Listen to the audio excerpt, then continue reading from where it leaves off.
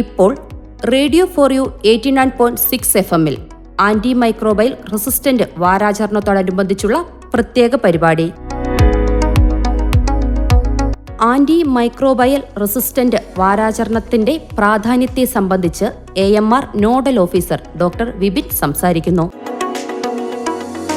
നമസ്കാരം, ഞാൻ ഡോക്ടർ ബിപിൻ, കാഞ്ഞങ്ങാട് അമ്മയും കുഞ്ഞും ആശുപത്രിയിലെ ശിശുരോഗ വിദഗ്ധനാണ്.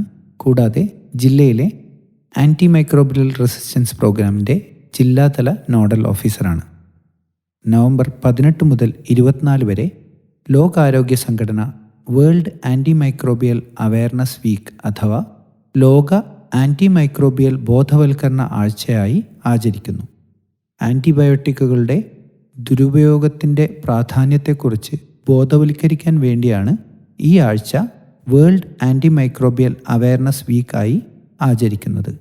ഈ വർഷത്തെ വേൾഡ് ആൻറ്റി മൈക്രോബിയൽ അവയർനെസ് വീക്കിൻ്റെ സന്ദേശം എന്തെന്നാൽ പഠിപ്പിക്കുക, പ്രചരിപ്പിക്കുക, ഇപ്പോൾ പ്രവർത്തിക്കുക. അതായത് educate, advocate and act now. ആൻറ്റിബയോട്ടിക്കുകൾ ജീവൻ രക്ഷാ മരുന്നുകൾ ആണ്.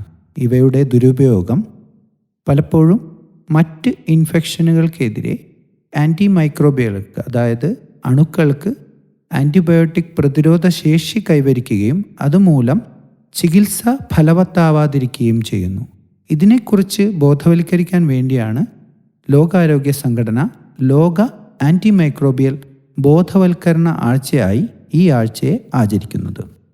നമ്മുടെ ശരീരത്തിൽ ഉണ്ടാവുന്ന അണുബാധകൾ ബാക്ടീരിയ, വൈറസ്, ഫംഗസ്, പ്രോട്ടോസോവ തുടങ്ങിയ സൂക്ഷ്മാണുക്കൾ ആണ് ഉണ്ടാക്കുന്നത്. ഇതിൽ ബാക്ടീരിയ ഉണ്ടാക്കുന്ന അണുബാധകൾക്ക് എതിരെ മാത്രമേ ആൻറ്റിബയോട്ടിക്കുകൾ ഫലപ്രദമാവുകയുള്ളൂ. അതുകൊണ്ട് തന്നെ സാധാരണ ജലദോഷപ്പനി അഥവാ മറ്റ് വൈറൽ ഇൻഫെക്ഷനുകൾ ഇവയ്ക്കെതിരെ ആൻറ്റിബയോട്ടിക്കുകൾ ഉപയോഗിച്ചു കഴിഞ്ഞാൽ ബാക്ടീരിയകൾക്ക് ആൻറ്റിബയോട്ടിക്കുകളെ പ്രതിരോധിക്കാനുള്ള കഴിവ് ഉണ്ടാവുന്നു.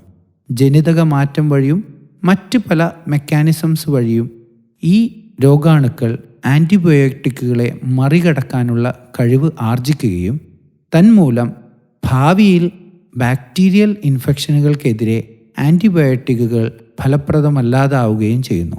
അതുകൊണ്ട് തന്നെ രോഗചികിത്സ കാലാവധി വൈകുകയും അതേപോലെ തന്നെ ഒരു OP ബേസ്ഡ് ട്രീറ്റ്മെൻറ്റ്, അതായത് OPയിൽ പോയി ചെറിയ ഒരു ചികിത്സ വേണ്ട സ്ഥലത്ത് രോഗി പലപ്പോഴും അഡ്മിറ്റ് ആവേണ്ടി വരികയും അതല്ലെങ്കിൽ സാധാരണ വാർഡിലുള്ള ഒരു ചെറിയ ചികിത്സ വേണ്ട, IP ട്രീറ്റ്മെൻറ്റ് വേണ്ട രോഗി പലപ്പോഴും ICUയിലോട്ട് 3ാം തരം ആൻറ്റിബയോട്ടിക്കുകൾ അല്ലെങ്കിൽ 3rd ലൈൻ ആൻറ്റിബയോട്ടിക്കുകൾ ഉപയോഗിക്കേണ്ട ഒരവസ്ഥയിലോട്ട് എത്തപ്പെടുകയും ചെയ്യുന്നു. പലപ്പോഴും വളരെ സീരിയസ് ഇൻഫെക്ഷനുകൾക്ക് ഒരു ആൻറ്റിബയോട്ടിക്കുകളും എഫക്റ്റീവ് അല്ലാതെ വരുന്ന ഒരവസ്ഥയിലോട്ട് നമ്മൾ പോവുകയും രോഗിയുടെ മരണത്തിൽ കലാശിക്കുകയും ചെയ്യുന്നു. 2050 ആണ്ടോടുകൂടി 1 കോടിയോളം മരണങ്ങൾ ആൻറ്റി മൈക്രോബിയൽ റെസിസ്റ്റൻസ് കൊണ്ട് മാത്രം ഉണ്ടാവും എന്നാണ് ലോകാരോഗ്യ സംഘടന നടത്തിയ പഠനങ്ങൾ സൂചിപ്പിക്കുന്നത്.